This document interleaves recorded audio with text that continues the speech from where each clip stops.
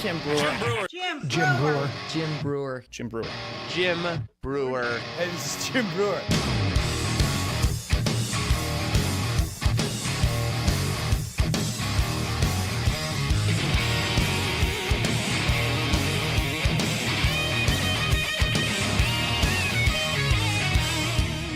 Wait, Check, here we go. We're doing this to Breuniverse. Jim Brewer. Here we you go. can put him up even louder. He's back from Italy. Look at this guy. Yeah, no, I can hear you. He's looking good. You like? Dude. Wow. Love. It's still even temporary. They grow up so fast. I grew up so fast. I went away on a little trip, and the next thing you know, I come back and I got like that thing, and there's plants. It's plants. You didn't think you see a plant, would you, Mike? No, dude. Margot's impressed. I got Buddha, little Buddha, right? Love I like it. the Buddha. I like the Buddha too. Love it. Got a little something going on here. I think there's a water bottle. All right.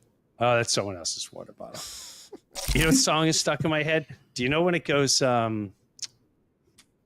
This is funny because my daughter, Kelsey, my daughter's listening to this. It goes, bam, bam, bam, bam, bam, bam, bam, bam.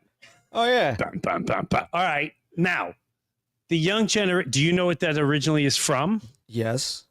Can I say it? Okay. No, don't say it yet. Okay, Yeah, right. you can say it. Godzilla. What's it from? Exactly. Yeah. I grew up as a kid. You're watching Monster Week, and so I'm in my car, and I'm going through TikTok, or whatever, and I see Godzilla, and in the car, I'm going dun dun dun dun dun dun dun dun, and she's going, "Oh, you know so and so?" I went, "No, dummy, that's Godzilla." She's like, "What?" Like, it's Godzilla. It's the theme from Godzilla. It's not. He didn't create it. Mm-hmm. Your little guy you follow. He's not the creator of dun dun dun dun. It's Godzilla. I keep looking at my background. Really, it's like when you move into a new house and you. Yeah, you're oohing and ahhing over everything. Yeah. Yeah. It's Or at least all new. getting to know it all. Yeah, it's I new. love this. Yeah, I love all this. It's a good fit for you, man. Looks good. Have either one of you been to Italy? Did you go to Italy, Mike? I stopped in the airport for a layover. That don't count. I sent that little picture of you, and it said Salvatore. Someone's name in Salvatore. Wow. Yeah. Even though it's your first name, but I do think I'm ready to move to Italy. I'm not going to lie to you. So tell us about what'd you do, Italy. man? Tell us about the food, your kids. How'd that go? Here's my take from Italy. Don't bring your children. That's I told my wife, she's like, let's make this a family trip. And I went, why don't we just go, and maybe if we want, we take another couple if we want. She's like, no, I think the kids will like it. Now, I know from the history of our traveling that it's only a matter of time before this kid or my wife demands something. Okay? This big trip turned into this. The kids, who I say kids, we're talking about young adults, a 23-year-old young adult and a 26-year-old adult. And the two adults are going, I don't want to walk 15 miles today and go see this church and that church and that church. We want to go here. And then that triggers my wife to like, your father pays for the trip and just disrespectful, and you girls show no respect. And they're like, it's our vacation too. Oh, now it's your vacation. And I gotta be like, listen. And I pull the wife aside. I'm like, listen, nobody. Do you want to hang out with them? Do you want to hang out with these two? I don't want to hang out with them. They're going to be drinking wine at noon, 1 o'clock. Let them get buzzed. Maybe they'll take a nap for 6 hours. And then me and you could go enjoy freedom and talk like a old-time husband and wife to one another. Wouldn't that be exciting? Wouldn't that be nice? And then, yes, I'll look at the many pictures of every church has Jesus, and Oh, wow, look at that. Oh, it's built in 11. 11. Wow. Isn't that before Jesus or is that after Jesus? If the kids don't want to do that, then why are we doing it? Well, that turned into like little little snips start, like little sarcastic missiles. And then the first missile will hit. Well, that's because you did this as a child. And then the daughter fires back and hits my wife with, well, maybe if you didn't force that on us when we were growing up like we asked you to. And then, so you're dealing with 3 countries here. In this country, I was always funding it. I was always funding the wife country, right? But now I'm in a position where, you know what? I'm tired of being at war. Can't we just, why do I have to keep sending my troops to fight this battle? I don't want to be in this battle. I want to be Switzerland. I just want to hang out and, is that okay? And then, then this one, well then, yeah, you want to cut my funding? I'll show you what cutting funding is. So today we have the one and only America's psychiatrist, and I don't want to keep her hold on any longer, Dr. Carol Lieberman here. How you doing? I'm good, thank you. Where are you in from? You're in California? Yes, I'm a New Yorker transplanted to California. Yeah. So I know there's a lot to hit here. I'm fascinated by a lot of things that you do. So do I call you Carol? Do I tell you Dr. Carol Lieberman? I don't want to be disrespectful. So however you'd like to be called. Dr. Carol is good. Dr. Carol. Dr. Carol, out of the gate, you analyze, I saw something where you analyze public figures. Yes, no? Yes, I do. Much to the consternation of the American Psychiatric Association and the Goldwater Rule. That is where you're not supposed to analyze somebody if you haven't actually met them, analyze them in person. However, there are some people who are just too important to not analyze, like Joe Biden, for example. I guess this was my best example. I was telling people when he was in his basement running that he had, I called it encroaching dementia. And I mean, I was on a warpath. I was just trying to wake people up. And don't you see, this is encroaching dementia. And the way that I knew that right away was because one of the things I do is that I'm an expert witness. And so some of my cases have to do with competency. Like if kids are arguing about their parents' will or something, and one says, "Oh, well, he wasn't he didn't know what he was doing when he signed it over to you," that kind of thing. So I saw it right away, and then it took and then they hid it for 4 years, and now we're just first talking about it. To be dead honest with you, Dr. Carol, which a lot of people will call me whatever, they'll use the word conspiracy theorist. I'm convinced that wasn't even Joe Biden. I don't know what that was, because you'd see all different. Once while he looked taller, once while he looked more pale, once while his head was a little further back, once while his ears were lower than it was in 2016. Whoever it was, I also, what blew me away more was, my dad had dementia. Mm-hmm. And they have a certain look once it starts happening. Uh-huh. There's a certain deadness that goes, even the color of their eye slowly almost fades. Yeah. And whether it was a dummy or a guy in a mask or the real Joe Biden, it had all the characteristics that you're talking about. So when you think about it, like, you're convinced he definitely was getting dementia. Do you go further into, well, then what's really running the curtain and the entire show that's going on if he's clearly not able to sign things and yes, and he had the capability of sending a war or to tell me I need to get vaccinated? Yes, yeah, pretty outrageous. And I think one of the worst things that he did was his horrendous pullout from Afghanistan. It was after that the world collapsed. because everybody saw, I mean, before they were thinking that he really didn't have all his marbles, but when he did that in such a horrendous way, a mixed up, convoluted kind of way, then people knew, other world leaders knew for sure that America was weak. And so that's when Russia invaded Ukraine. And that's when China started saber rattling, and just all the people, all our enemies thought, aha, it's now is the time to attack America.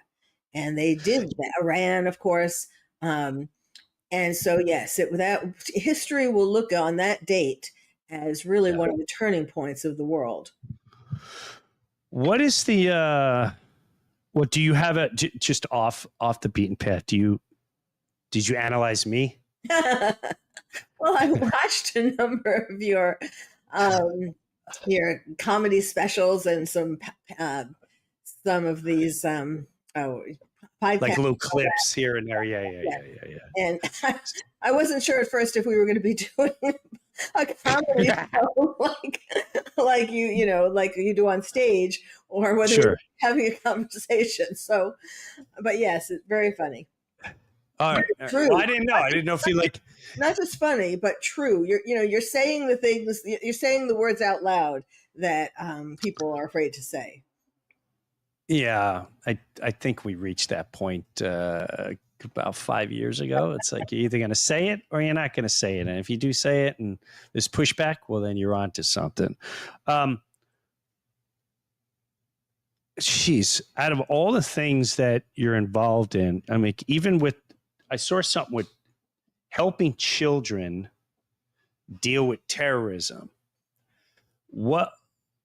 Can you explain more of that? Like, who Sure. specifically is these specific children? Are these from a specific region? Is that here? Where is that mostly done? It all started on 9/11 because, as I mentioned, I was a born and bred New Yorker, and and even though on 9/11 I was already in California, but my heart is still in New York.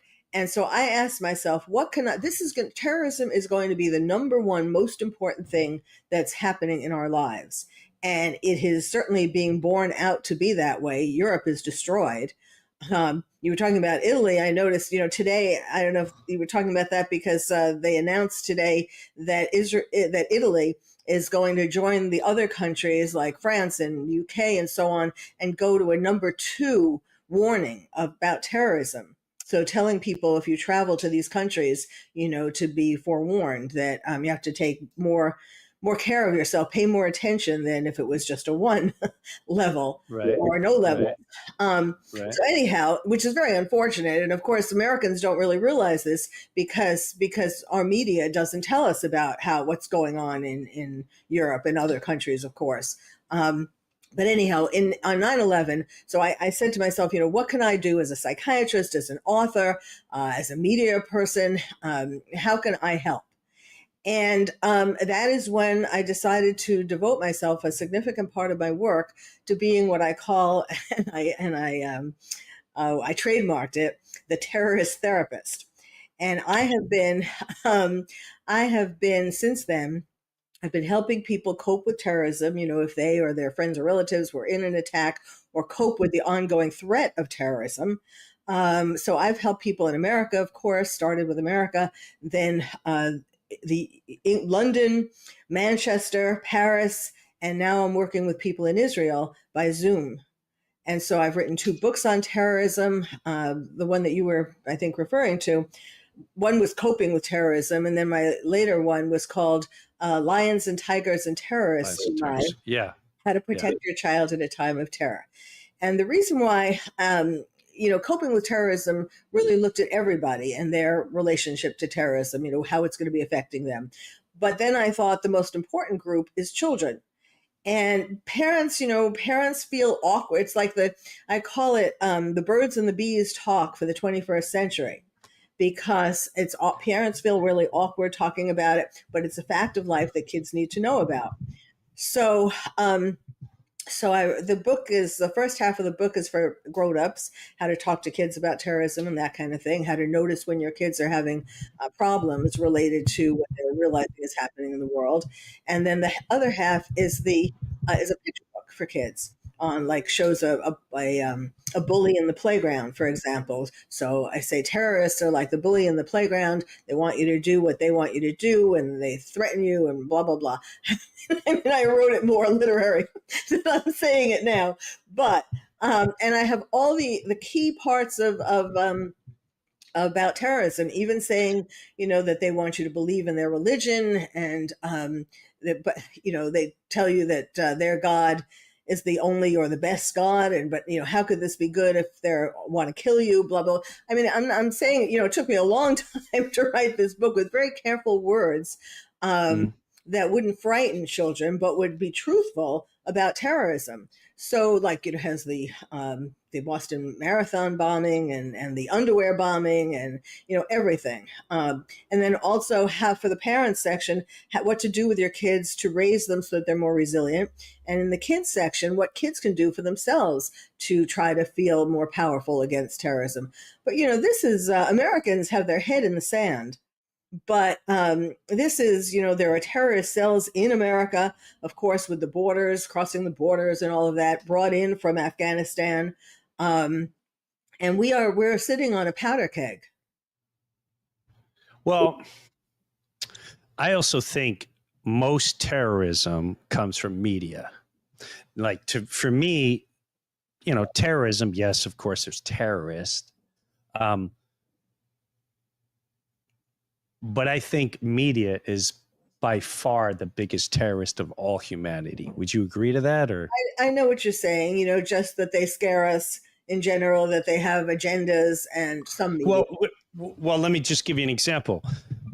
After 9/11, media, we were shoved down our throat that Iraq has weapons of mass destruction. They terrorized us, our own media, the world media. And then what happened? They didn't have it. So they lied through their teeth. That's terrorism. They terrorized our children. They terrorized the people of Iraq. They terrorized everyone involved. And that was what from our own country. That was from our own journalists. That was from our own networks. That was the owner of our networks. That was the journalists that live in our country. That is pure human terrorism, if you ask me. Do you ever look into that stuff? Well, I mean, Iran does have weapons. How do we know that, though? Who says that, though? Who says Iran has weapons? Well, I'm just curious. We unfortunately gave them billions of dollars. Right now, I mean, I do a podcast. But we give. I know that, but we give Ukraine billions, and we give Israel billions. Do they also have weapons, and are they capable of destroying the world?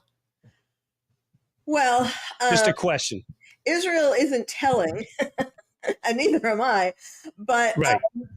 But when Obama was president, he was the biggest BFF of terrorists that we have ever had as a president. Yeah. And it's not yes, I agree. coincidence that it's that his name. I mean, again, when kids, if there are kids in the future and they look back and they read history books and they're going to say, we didn't realize that a guy named Obama was a terrorist.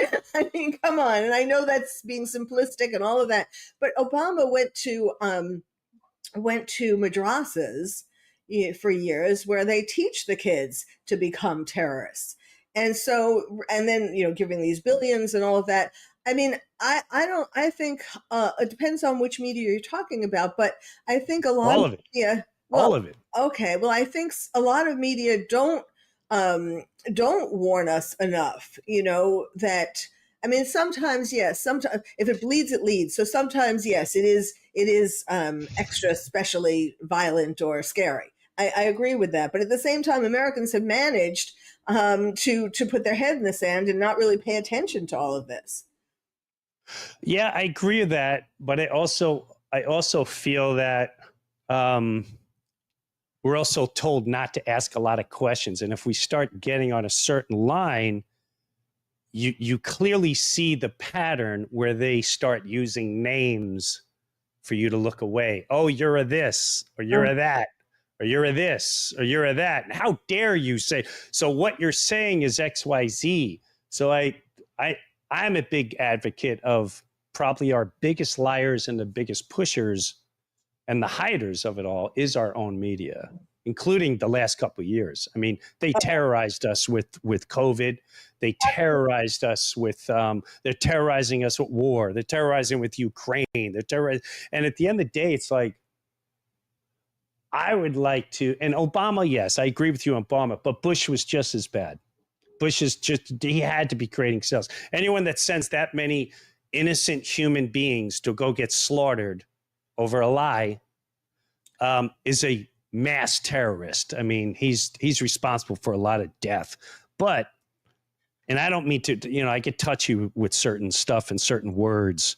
You know, I even did my history. When you look at Iran, has Iran ever invaded anyone? Because I remember, if you just look at the movie Argo, Yeah. we took out their leader. We did.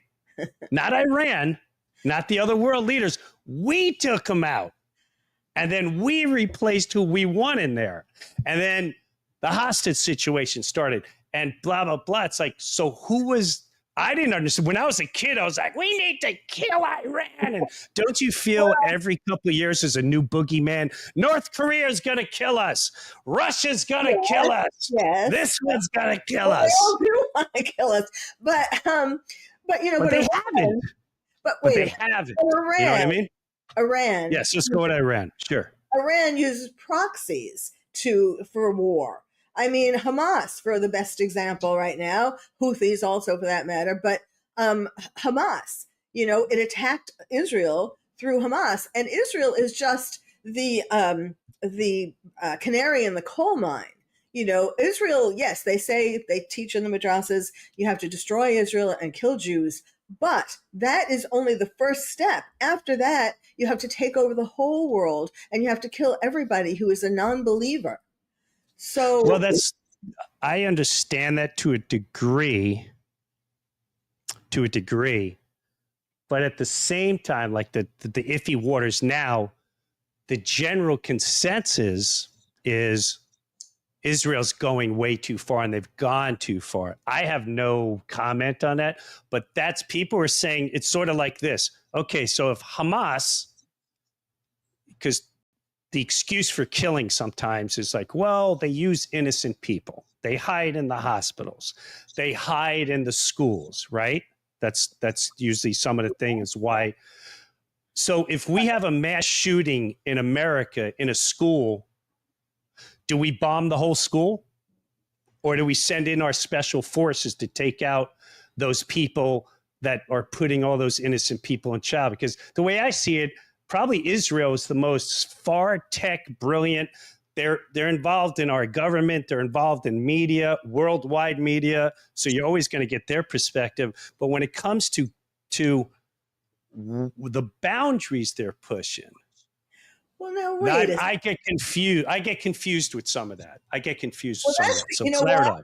Because the media is listening to Hamas. And Hamas is putting that narrative across that it's, you know, big bad Israel that's doing all these horrible things. You know, Netanyahu was giving a press conference. This is a few months ago, and he was explaining. It was a press conference in Israel for, you know, I guess the world's media or whoever was watching. Sure.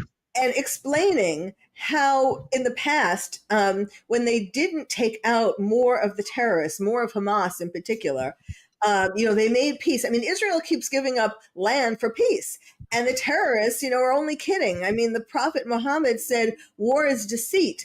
But Israel kept believing, okay, or wanted to believe, you know, well, if we give this part of Israel away and this part of Israel, they'll have peace and it'll be okay. And it's never okay because because they don't want a particular part. I mean, that's not enough. They want to demolish Israel altogether. So he's saying, you know, we can't keep giving away pieces and more pieces of Israel. We have to take a stronger stand. And I agree with that. So the stronger stand is wipe them out? I'm just a question. Wipe all of them out? Kids, children, wives, everybody? Well, Israel doesn't want... It's an honest question. Yes, it's not whether they want it. Is that the mission? That's what I'm asking. I mean, I don't want to speak, more for Israel about their specific mission, but yes, I mean, they're realizing that the place that is called the Gaza Strip, that you can't really have terrorists continuing to live on the Gaza Strip, because even, it's a complex situation, because a lot of the people, the, so-called Palestinians in the Gaza Strip, when October 7th happened, they cheered. Okay. Um, but not all of them. So, and none of the other countries in the Middle East want to take these so-called Palestinians, want to take the people from the Gaza Strip. So why is that? They know. No, I understand that. I totally understand. I totally understand that perspective. I always look at it as this. If I'm, would you say Israel is probably the most high-tech security, one of the most advanced in the world? Yes, I think so. Okay. What blows my mind is how, with all the money they get, how they missed that October 7th. How do you miss? Are you really that lackadaisical? Are you that blows my mind that no one turned at Netanyahu and go, hey man, you're getting billions of dollars from America. Everyone's got your back. How did you manage to have a couple guys flying over in a parachute and it took this much time for backup to come and take care of this? That blows my mind. I'm not excusing those animals, savage beasts that did it, but no one questions that. And then after that, it's like, you got to get, I always look at, listen, if there's no such thing as Israel and Palestine, if this guy comes and he shoots up my house and kills him and destroys him, do I get to destroy the whole neighborhood now? That's, I think, where everyone's head is at. It's not so much about you know what I mean? Neighborhood. I get it, but the whole neighborhood, is really, for the most part, they are Hamas sympathizers, if not Hamas individuals. And Hamas, Hamas got voted. They voted Hamas in. Granted that they didn't know, and there are some now who are turning against Hamas. Thank goodness. Yeah. But it's not as, it's they put out the information, the phony information, that Israel is trying to stop resources from coming in, food and all that kind of stuff, and they're not. It's Hamas who is stopping the trains, the caravans, of goodies, of help, of supplies, and they're taking it for themselves. The leaders are taking it for themselves. So it's really a very, I did, as part of what I do as the terrorist therapist, I started doing this 4 years ago. I created a music video that you can watch on my terroristtherapist.com website, all about 9/11, why we need to continue to acknowledge 9/11, honor 9/11, honor the people who died and the first responders and all of that. And I put it on mobile billboards, trucks going around New York and Washington, D.C. And this past year, I also did one for October 7th, and I went around Los Angeles with that.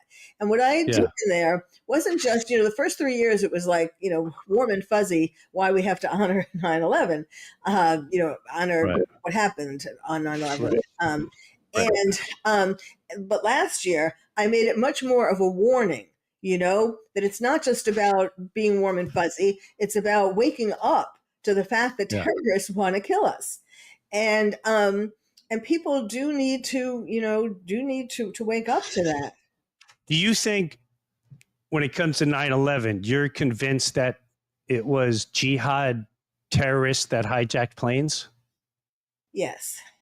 100%.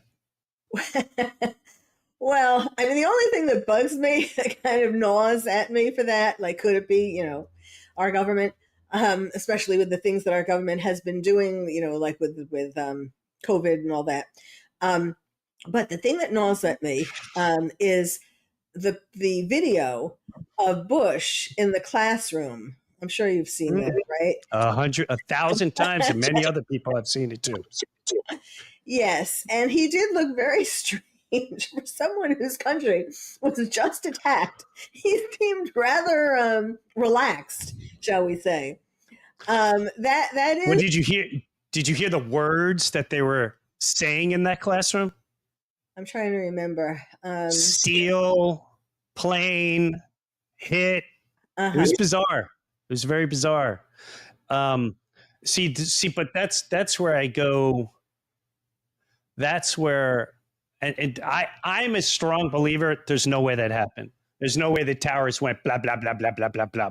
You know, the whole narrative that it just, you know, the fire's up here, and by a miracle they perfectly came flat down, and you know, so the excuses on that is, well, the fuel was so hot, right? That's the fuel is so hot. And I ask people, okay, so if the fuel is that hot, what about the people that were in the big holes flashing their shirts for help? They're not melting, but it melted the whole building to go completely down. To me, that's one of the dumbest, most ridiculous stories. And I hate saying that because I don't want to insult anyone, but when you talk about waking up, it's time to wake up. Well, That was it. And then 7 goes, and then terrorist. We need to get the terrorist. Well, who are the terrorists? You know what I mean? well, okay, but you know, the thing is, I mean, I'm not a physicist. I can't really comment on the burning building. You got common sense. You got common sense. Yes. You ever play that game? You ever play that game? What's that game when you put the stick, the little boards, and they go here and you pull one out at a time, and you're trying to. Okay. Come on. But here's the thing. The fact is that there are terrorists who for 1,000 years have been planning on and doing things, you know, trying to take over. And so we Yes. are in danger, regardless of, you know, how much was what on 9/11. And Sure. I do, you know, aside from Bush looking kind of weird, I do still believe that was terrorists. But Okay. in any case, we need to be awake for that because they're still coming. I mean, you know, online, even though our media doesn't talk much about what's happening in Europe from terrorists, you can find it online, and Yeah. they are, and Macron refuses to acknowledge. I mean, there are so many terrorists. I believe the Eiffel Tower. The burning of the Eiffel Tower was a terrorist attack, and there's, you know, they cover it over every time there's an attack that really is a terrorist. They pretend it's something else. I don't mean just France. I mean people in general. Oh no, you know, even with the current attack in where was that in the UK in it just happened in anyhow there was a ramming attack. Okay. And you know, a crowd or something, right? And they're not they're denying that it was terrorism. Well, you know, I don't know enough yet because they hide the things about the person who did it to say for sure whether I think it was terrorism. But ramming attacks, just like we had in New Orleans, that is a typical kind of attack that terrorists do. So, you know, and they're saying right away before they even know anything about the man who was driving the car, oh, it's, you know, it wasn't a terrorist attack. So. Right. So, you know, that has to change. Right.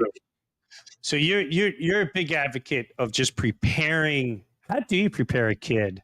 I mean, you just honest? Like, what do you do? Yes. It starts with explaining to them what terrorism is, and explaining to them, you know, what have been terror attacks. I mean, even I talk about the cartoon in France, you know, the Mohammed cartoon, that they did in the magazine and all that, to just let kids know these kinds of things happen. The underwear bomber, I try to put some levity in it. Can you imagine that?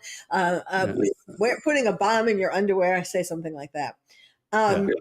You know, and then give them things to do to, you know, to get stronger, to be physically stronger, I also say that they should not judge a person by how they look. That you know, I have a little picture of a Muslim girl with a teddy bear. You know, not all Muslims are terrorists, and not all terrorists are Muslim. However, Muslims don't really speak out very much against these terror attacks. But anyhow, they just need to know knowledge. You know, it's just like what I was saying, like teaching them about sex, teaching them about the birds and the bees. You know, parents don't do that, and then kids find out in very unfortunate ways. it seems like, if I'm hearing this correctly, for the most part, in your mind, and I don't want to put words in your mouth, that basically Muslims are mostly terrorists. Not all Muslims, but they're the ones that pull off most terrorism. Am I right for analyzing that from you? That is true. Yes. You would take that over America? You would take that over media? Oh, well, I'm not really I mean, it's kind of apples and oranges. We have problems on lots of fronts. No, I understand. I understand, but I think I'm not sure I can back that mostly terrorism is from Muslims. That I can't back. I think terrorism comes from a lot of sources that we don't know about. And even when it comes to media, and you say like certain people are saying that, Hamas is controlling the media. I live in America. I know who owns all the media networks, and they're not Hamas and they're not Muslim. Well, I know who, but you know what I mean? BBC and all that.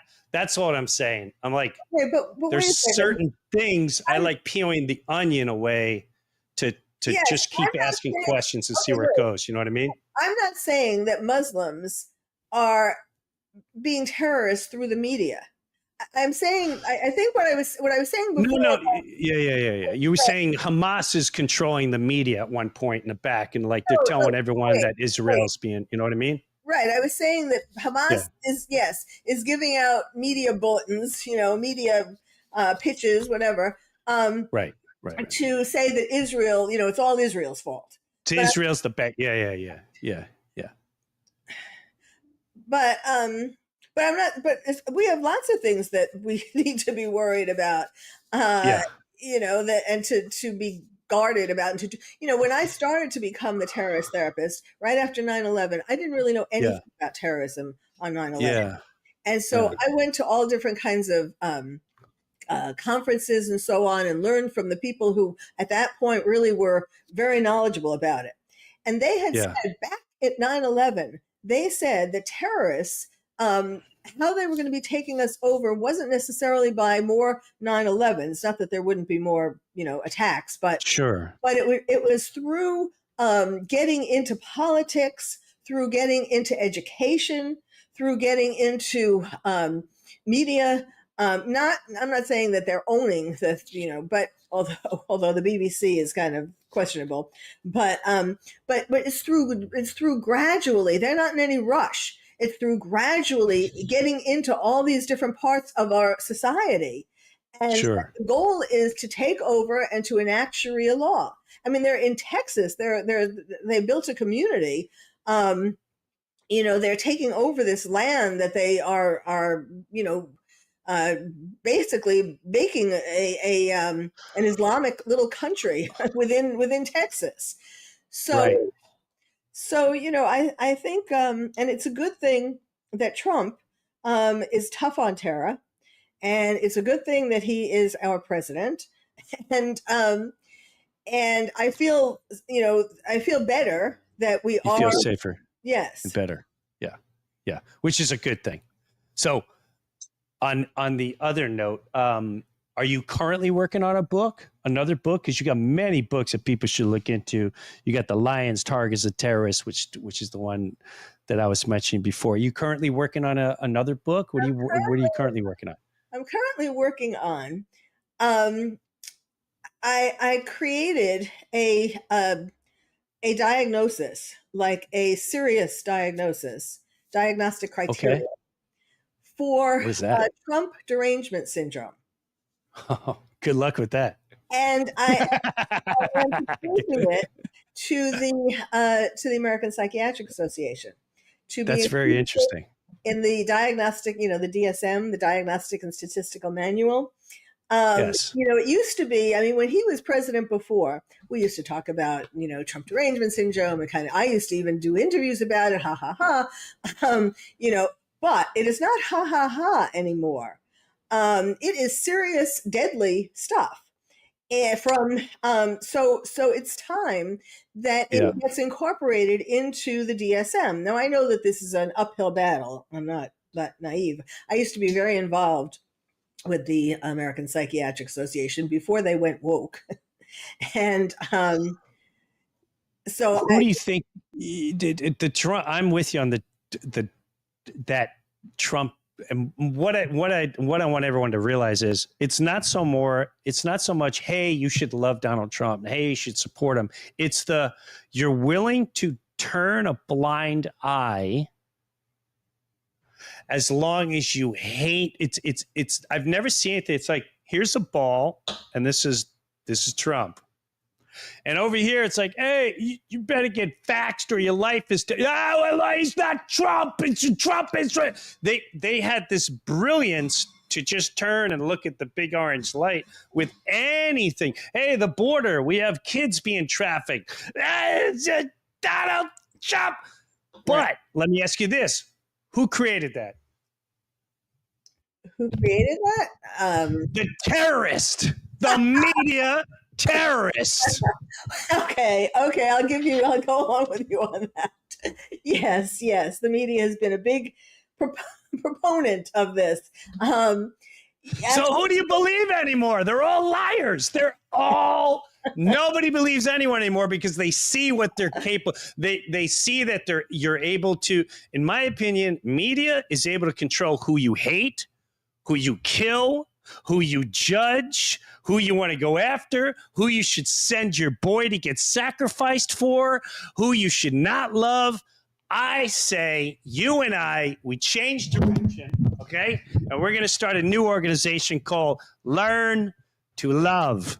No matter what, we're going to learn to love. We're going to learn to understand. We're going to drop all the midness and we're all going to start walking together. But I have to wrap this up. I got to tell you what, I back you with the Trump. I don't know how you're going to do it. You got a long road ahead of you. You're going to need a lot of funding for that one, Dr. Carol. But that's a tough one. I've given up.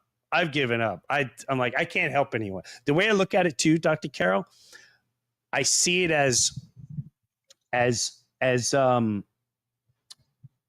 soldiers that were wounded in battle. And what I mean by that is, I believe we're all in the middle of a psychological war, however you want to call it. Yeah. It started a while ago. And everyone that got caught in that psychological war that fell to the side, how me and you would say fell to the side. They hate this person. They don't know their gender anymore. They don't know. To me, that's all casualties of war. And how do we treat casualties of war? And somehow we got to nurture them, even if they're still like, but I need my 8th shot. Of course you need your 8th shot. It's okay. Everything's going to be beautiful. Everything's okay. Donald Trump is, I know he's a bad guy, but let's talk about the good things. If you never need any help, let me know. I might be able to help you with that. I don't know how. I would love your help. Absolutely. This is a big war. I've divided it into mild, moderate, and severe cases. Yes. And, I have symptoms for each. And my goal also is not just to get it in for the sake of getting it in, get it recognized, but the DSM is used for, first of all, for people in the mental health profession to be able to be on the same page. Okay. So with the, classification of diagnosis and all that, but it's also used by insurance companies to decide what they're going to pay for treatment. So if I can get this into the DSM, theoretically, insurance companies, people who decide they want to get help, the insurance companies would have a code to be able to pay for the treatment. Got it. It's, not all, first you have to get the people to want help. And that's one of the problems. But, marriages are being broken up. Families are being broken up because of all of this. People are losing their jobs. There are serious consequences. So at some point, some people might well want to get treatment. Yeah. Well, we can only hope, Dr. Carol. We can only hope. I can't thank you enough. You're a pleasant human being. you're a brilliant human being, absolutely brilliant. And I really enjoyed talking with you today. I know I press some buttons and I go, but at the end of the day, I wish you nothing but love and laughter. I really do. Dr. Carol Lieberman, thank you for coming on today. Thank you. I enjoyed it immensely. Have a good one, sweetie. Take care. Dr. Carol Lieberman, everyone, helping the world with terrorism. You know, in a way, again, I totally respect what she's doing. I think we need to start really wouldn't it be amazing if we took, and I've said this before, all the energy in the world that we look at, Iran's the bad guy. These people are the bad guy. We need to do this and we need to do that. Wouldn't it be amazing if we took all that energy and we started going, how beautiful is this? Why don't we try talking? Why don't we try having some sessions with a couple Israelis and Palestinians instead of getting it from the news? Let's sit down some Palestinians. Let's sit down some Israelis.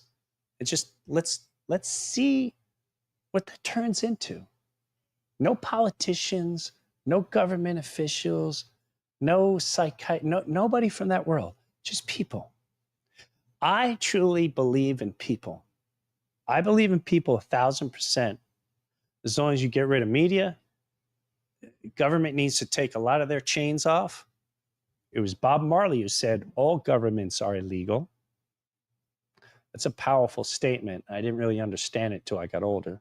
But at the end of the day, people, whether it's a conflict or whatever, why are we getting involved with what the media is talking about, what our government is talking about? They're not the ones taking care of our kids or picking our kids up at the school. They're not the ones taking care of your grandmother who now has dementia.